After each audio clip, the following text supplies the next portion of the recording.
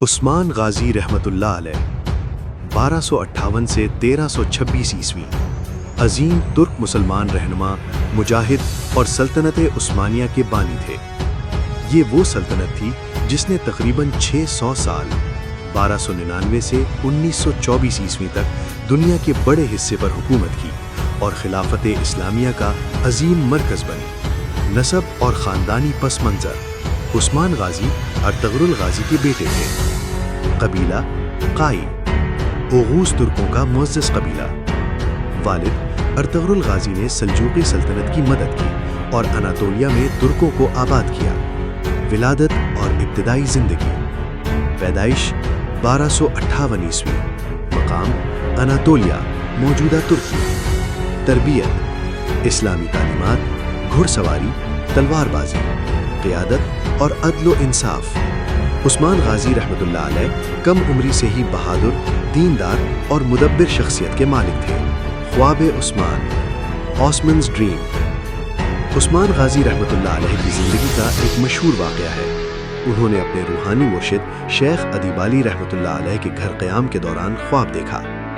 شیخ ادیب علی کے سینے سے ایک چاند نکلا۔ وہ چاند عثمان غازی رحمۃ اللہ علیہ کے سینے میں داخل ہوا۔ پھر عثمان کے سینے سے ایک عظیم درخت نکلا جو پوری دنیا پر سایہ فگن ہو گیا۔ تعبیر: شیخ ادیب علی رحمۃ اللہ علیہ نے فرمایا، تم ایک عظیم سلطنت کے بانی ہوگے اور تمہاری نسل دنیا پر حکومت کرے گی۔ بعد میں عثمان غازی رحمۃ اللہ علیہ نے شیخ ادیب علی کی بیٹی مال خاتون رحمۃ اللہ علیہ سے شادی کی۔ سیاسی اور عسکری جدوجہد: سلجوقیوں کے بعد قیادت: سلجوقی سلطنت کمزور ہو چکی تھی۔ عثمان غازی رحمۃ اللہ علیہ نے سرحدی علاقوں میں خود مختار قیادت سنبھالی۔ بازنطینی سلطنت کے خلاف جہاد: عثمان غازی رحمۃ اللہ علیہ نے بازنطینی بیزنٹائن قلعوں پر حملے کیے، بتدریج علاقے فتح کیے۔ اہم فتوحات: قلعہ قرہ حصار، ینی شہر، بلجک۔ سلطنت عثمانیہ کا قیام 1299 عیسوی۔ 1299 عیسوی میں عثمان غازی رحمۃ اللہ علیہ نے خود کو آزاد حکمران قرار دیا، خطبہ اپنے نام پر پڑھوایا، سکہ جاری کروایا۔ یہی سال سلطنت عثمانیہ کے قیام کا آغاز مانا جاتا ہے۔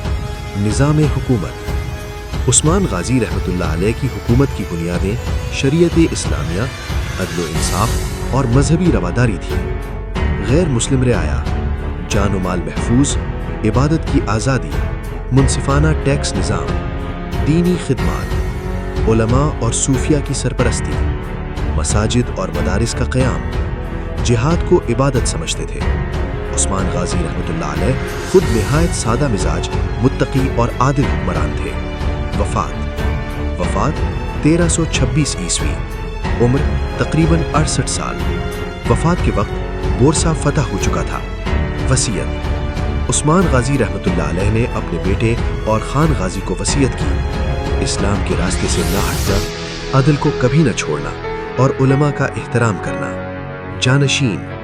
جانشین اور خان غازی: انہی کے دور میں سلطنت مزید مضبوط ہوئی۔ بورسا پہلا دارالحکومت بنا۔ تاریخی اہمیت: عثمان غازی رحمۃ اللہ علیہ ایک چھوٹے قبیلے کو عظیم سلطنت میں بدلنے والے رہنما تھے۔ ان کی قائم کردہ سلطنت نے قسطنطنیہ فتح کیا 1453 عیسوی، خلافت اسلامیہ سنبھالی، 3 بر اعظموں پر حکومت کی۔ خلاصہ: عثمان غازی رحمۃ اللہ علیہ ایمان، جہاد اور حکمت کا حسین امتزاج تھے۔ ان کی بصیرت اور تقوی نے تاریخ کا رخ بدل دیا۔